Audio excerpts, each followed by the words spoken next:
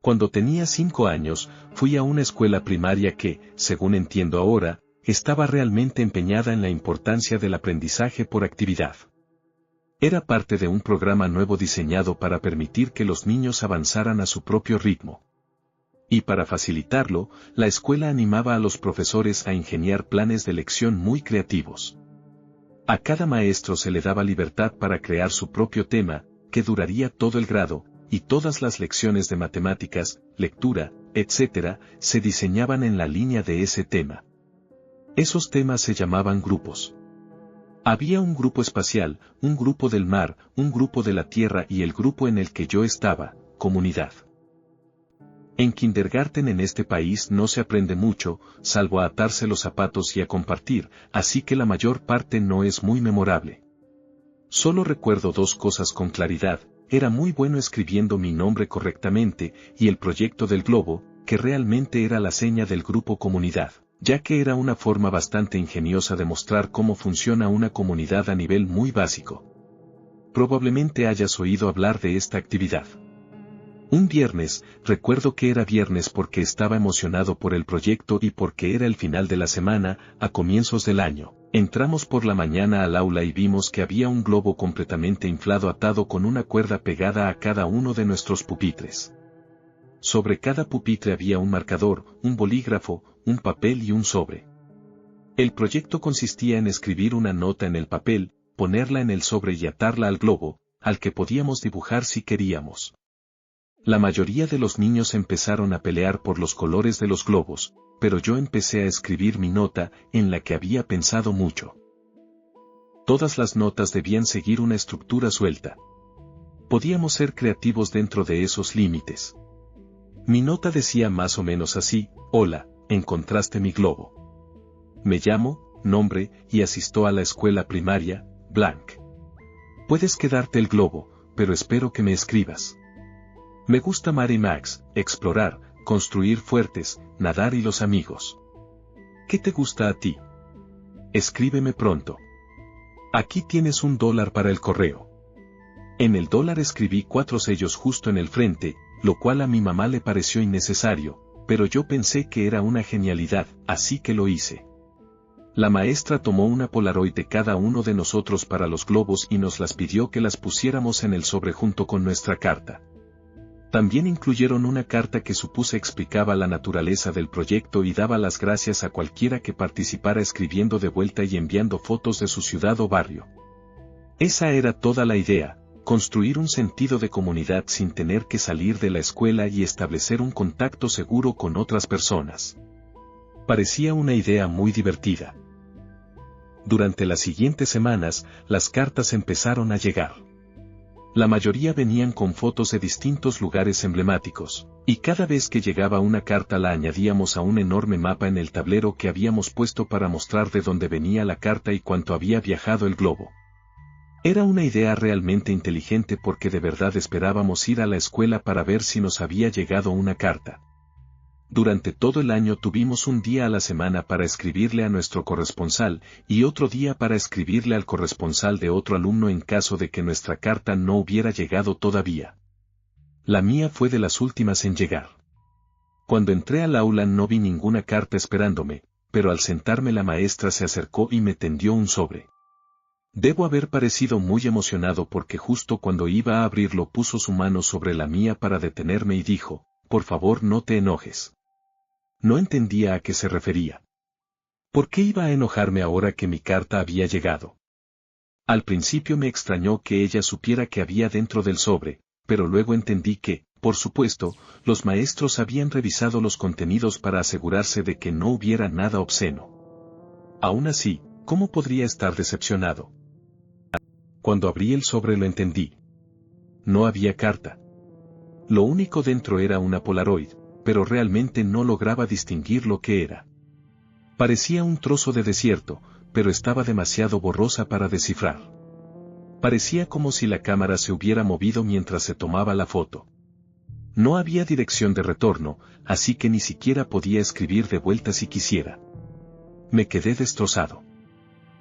El año escolar siguió su curso y las cartas dejaron de llegar para casi todos los demás alumnos. Después de todo, Solo se puede mantener una correspondencia por escrito con un niño de kindergarten por un tiempo limitado. Todos, yo incluido, habíamos perdido casi por completo el interés en las cartas. Entonces me llegó otro sobre. La emoción renació, y me encantó saber que todavía recibía cartas cuando la mayoría de los demás había abandonado. Tenía sentido que me hubieran enviado otra entrega, en la primera no había más que una foto borrosa, así que probablemente esto era para compensarlo. Pero otra vez, no había carta, solo otra foto. Esta era más distinguible, pero no la entendía. La fotografía estaba inclinada hacia arriba, captando solo la esquina superior de un edificio, y el resto de la imagen estaba distorsionado por destellos del sol. Como los globos no viajaban muy lejos y todos se lanzaron el mismo día, el tablero se volvió un poco desordenado, así que la política para los alumnos que todavía intercambiábamos cartas era que nos lleváramos las fotos a casa. Mi mejor amigo, Josh, fue el que más fotos se llevó a casa después de mí. Su corresponsal fue muy cooperativo y le envió fotos de toda la ciudad vecina.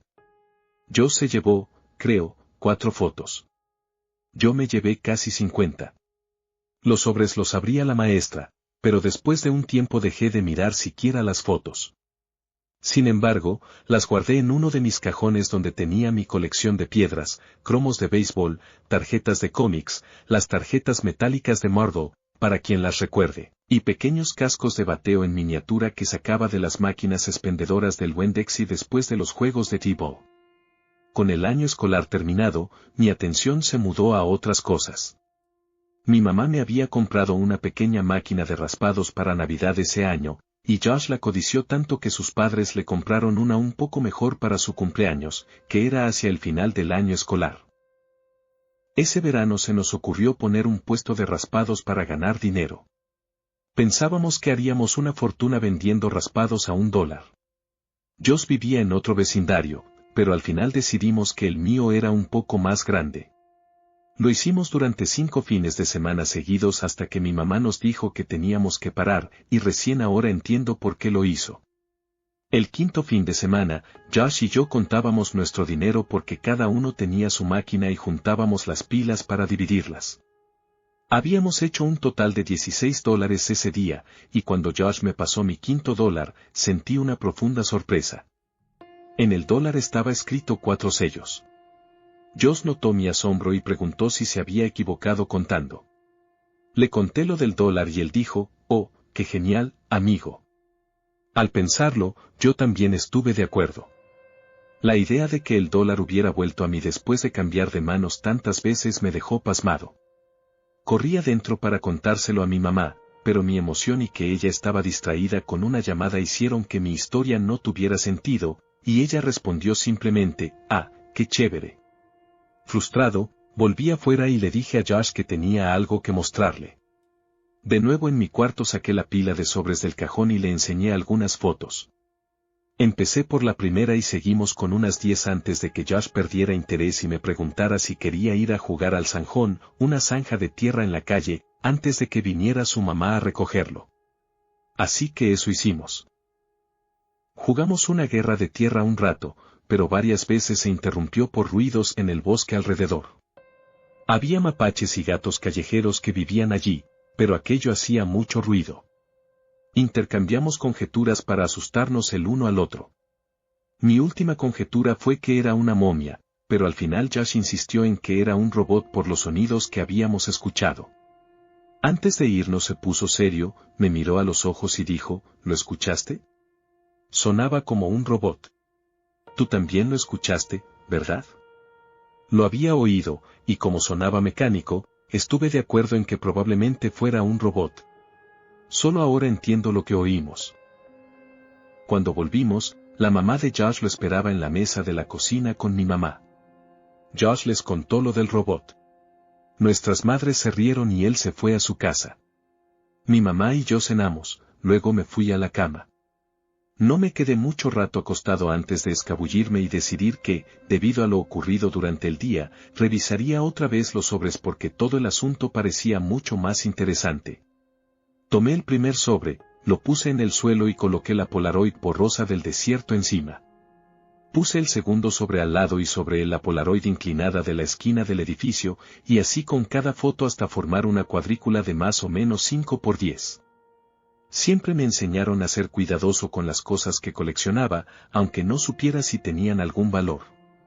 Noté que las fotos se volvían gradualmente más legibles.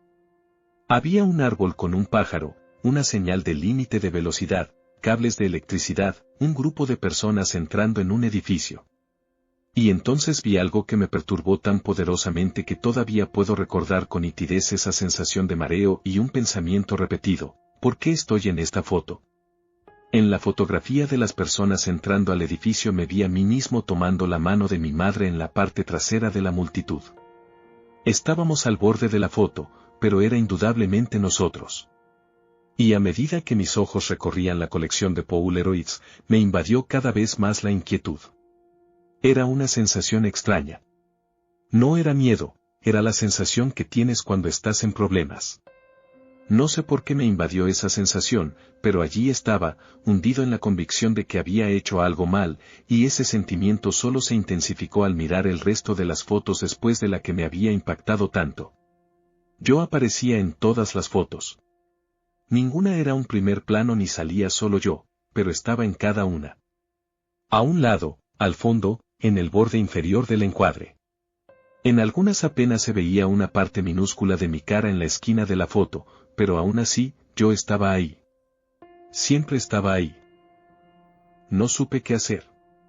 La mente de un niño funciona de maneras raras, pero gran parte de mí tenía miedo de meterme en problemas por estar aún despierto, ya que esa sensación de haber hecho algo mal ya me había invadido, así que decidí esperar hasta mañana. Al día siguiente mi mamá no trabajó y pasó la mayor parte de la mañana limpiando la casa. Creo que vi dibujos animados y esperé hasta que pensé que sería un buen momento para mostrarle las Polaroids.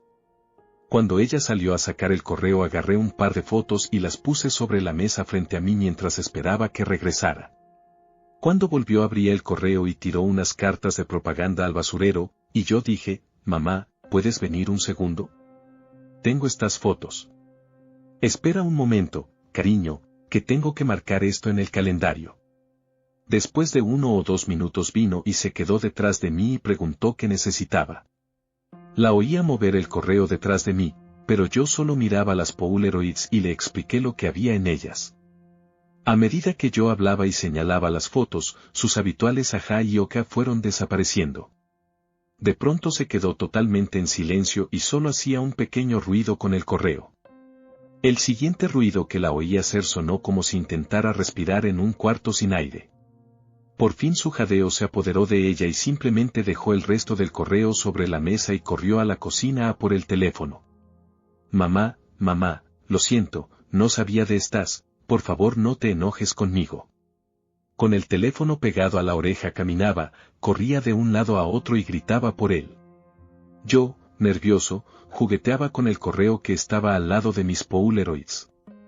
El sobre de arriba tenía algo sobresaliendo que tiré sin pensar y con ansiedad hasta que salió. Era otra Polaroid.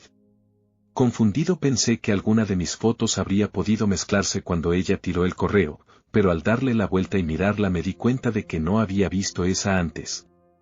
Para mi consternación, era una foto mía. Pero era un plano mucho más cercano. Yo estaba rodeado de árboles, sonriendo. No estaba solo, vi a Josh también. Era de nosotros de ayer. Empecé a gritar por mi mamá, que aún estaba gritando por el teléfono. La llamé varias veces hasta que finalmente respondió que, y solo pude preguntar: ¿a quién estás llamando? Estoy hablando con la policía, cariño. ¿Pero por qué? Lo siento, no quise hacer nada. Ella me respondió con algo que no entendí hasta que años después tuve que volver sobre estos recuerdos de mis primeros años. Agarró los sobres de la mesa y la foto de Josh y yo giró y resbaló, quedando junto a las otras Polaroids frente a mí. Ella levantó el sobre a la altura de mis ojos, pero yo solo podía mirarla y ver cómo el color empezaba a irse de su rostro. Con lágrimas asomando dijo que tenía que llamar a la policía porque no había matasellos.